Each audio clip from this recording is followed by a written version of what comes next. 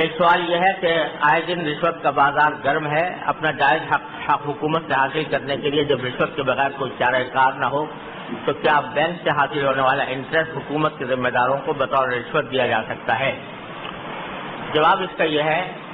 پہلی بات تو یہ کہ رشوت کا حکم یہ ہے کہ وہ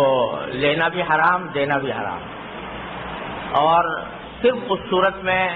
دینے کی گنجائش نکلتی ہے جبکہ کسی انسان کو اپنا کوئی